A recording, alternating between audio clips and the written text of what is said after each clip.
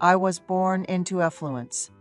My father was a successful construction entrepreneur, and being an only child, I had the luxury of his full support.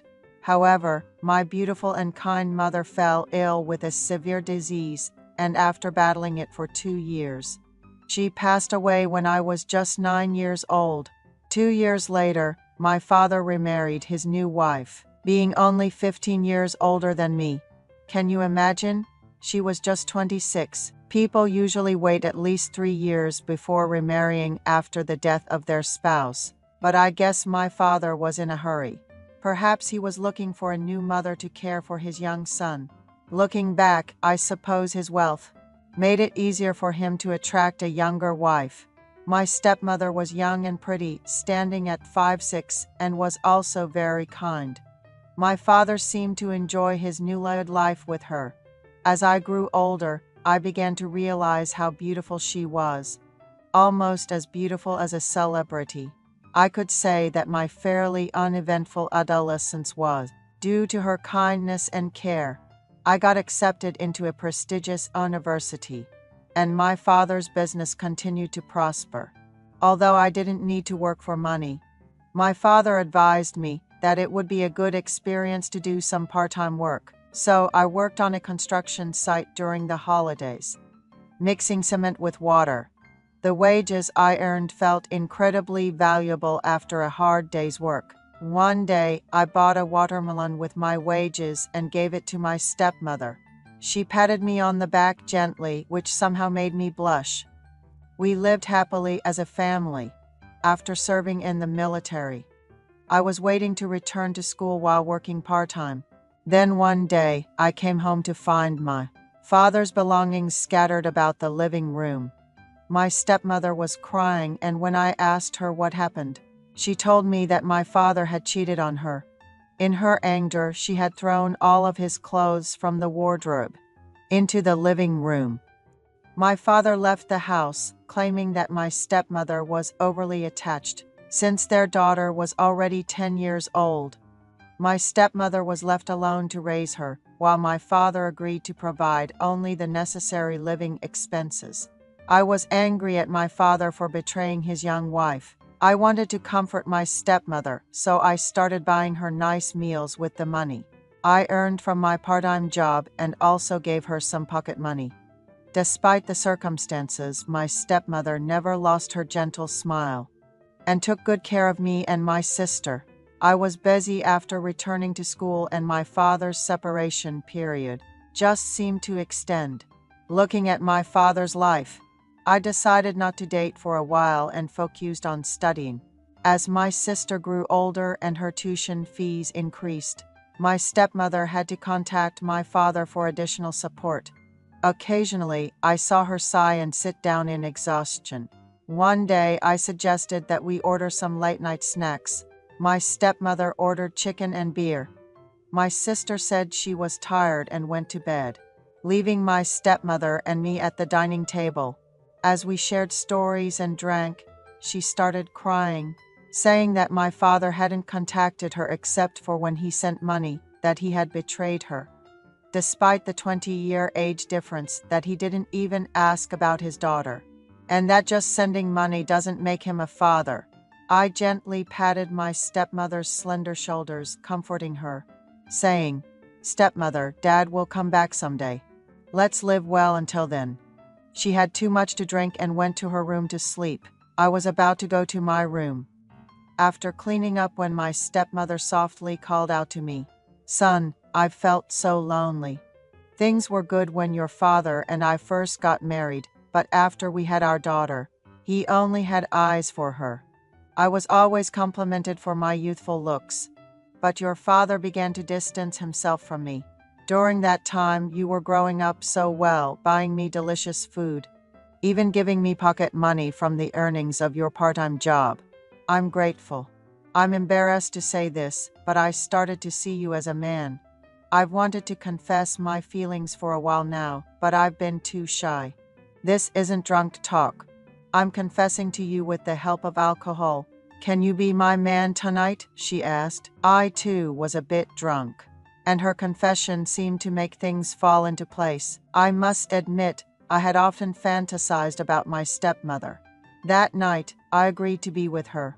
We made love, and my stepmother, who was in a man's arms after nearly 3 years, began to sob. I told her not to cry, that I would comfort her and help her forget her resentment towards my father. From then on, when my sister was at school and I had no classes, my stepmother and I had our intimate moments. We made love in the master bedroom, drove around in her car, visited gourmet restaurants. To others, we may have looked like a couple of a similar age, rather than a stepmother and stepson. Seeing her leaning on my arm, I felt content. Our relationship lasted for about a year, and I graduated and found a job. I rented a studio apartment near my workplace, but I spent 3 nights a week at her place, fearing she might feel lonely. I gave her all of my first salary. I confess, I visited home more often because of my relationship with her. On my birthday, she prepared a grand dinner, and my sister gave me a shirt as a gift, making it a memorable day. That night, my sister went to bed early again, and my stepmother, dressed up specially, spent the night with me. Then one day, my father came back home.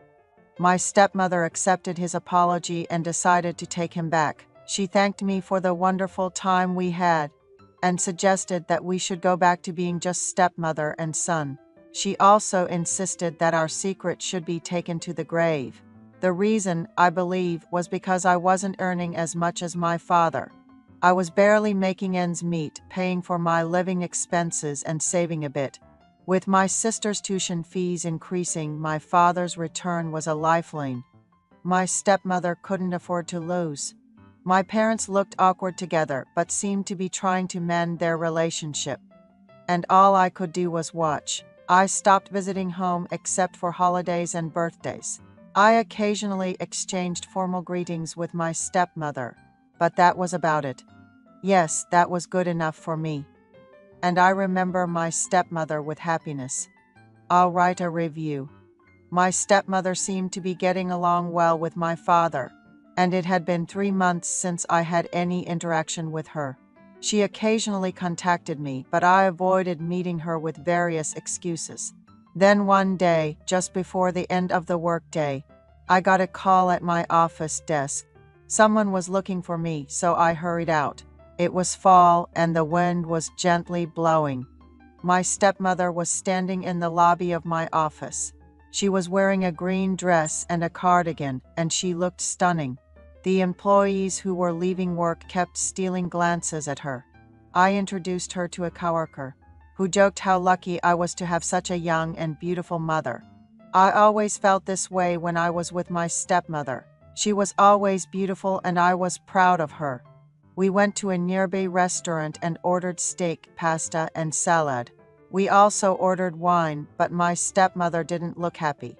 She asked if I had been doing well and why I was avoiding her calls. I told her that I couldn't be selfish, that it was important for her and my father to get along. So I had no choice but to avoid her calls, even though it hurt me. She said she had been having difficulty eating. When I asked her what was wrong, she said she was constantly nauseous. I asked, could it be related to our relationship? She said she was scared to go to the hospital alone, so she came to see me. She said she was getting along well with my father, but she wasn't sure about his true feelings. He was trying, but he had cheated once, so she couldn't be sure he wouldn't do it again. I felt sorry for her. We quickly finished our meal and rushed to a drugstore that was about to close. I bought a pregnancy test and handed it to her.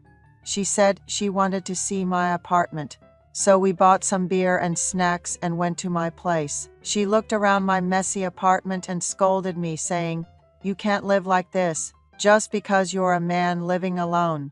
No matter how busy you are, you should always keep your place clean." She said she hadn't been able to take the pregnancy test because she was scared of feeling nauseous and missing her period, but she said she would take the test the next morning because it's more accurate in the morning. We started drinking beer. She said, I missed you so much. Were you surprised when I showed up out of the blue? Please answer my calls. Let's go back to the way we were. Promise?" She looked at me with pleading eyes. Even though I knew what she was worried about, we became one that night. I took her home in a taxi early in the morning and couldn't sleep. When the morning came, I received a text message from her. I took a pregnancy test. "There's nothing to worry about," it said. I can't tell you how relieved I was. We met again that evening, and she told me that she had been to the gynecologist because her periods were irregular and she had gotten a shot. But because she was constantly nauseous, she was advised to go to an internist. She had an endoscopy a few days later and was diagnosed with chronic gastritis. It wasn't as serious as we feared, and we were relieved. Our relationship returned to the way it used to be. Sometimes my stepmother would come to my apartment.